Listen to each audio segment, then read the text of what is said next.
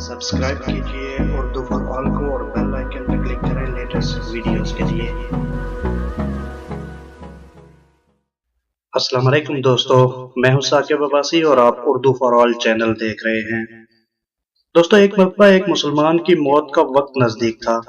इसके दिल में ख्वाहिश पैदा हुई कि काश इसे खाने के लिए जैतून मिल जाए, जो कि उसके घर की अलमारी में पड़ा था।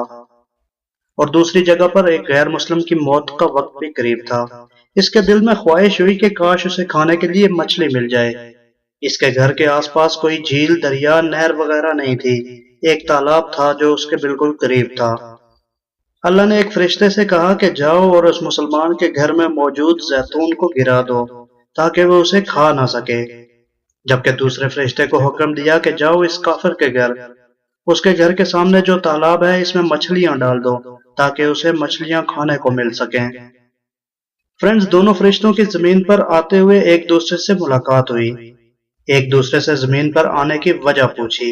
फिर दोनों हैरान हुए कि ये क्या माजरा है कि अल्लाह अपने मानने वाले की आखिरी ख्वाहिश को रद्द कर रहा है और अपने मुनकर को दे रहा है।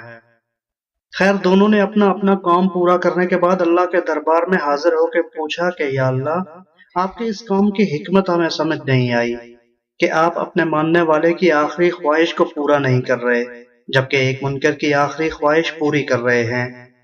हुक्म बारी ताला हुआ कि काफिर भी दुनिया में अच्छे काम करते हैं, जिनका सिला मैं इनको दुनिया में ही दे देता हूँ। इस काफिर की एक नेकी बाकी थी, मैंने इसकी आखिरी ख्वाहिश पूरी करके इसकी वो नेकी खत्म कर दी। अब ये मेरे पास आएगा तो गुनहगार ही आएगा, जबकि मुसलमान को मैं इसके गुनाहों की सजा दुनिया में ही दे देता हूँ। इस मुसलमान का एक गुनाह बाकी था, इसकी आखिरी ख्वाहिश रद्द करके इसके बदले मैंने इसका वो गुनाह माफ कर दिया। अब ये मेरे पास आएगा तो पाक साफ आएगा। तो फ्रेंड्स, अब पता चला कि हर काम में अल्लाह की तरफ से बेहतरी होती है। हर हाल में अल्लाह का शुक्र अदा करना चाहिए। उम्मीद करता हूँ ये वाकया आपको जरूर पसंद आया होगा। अगर ये वीडियो अच्छी लगी है तो इसे जरूर लाइक और शेयर कीजिए। अल्लाह हाफिज।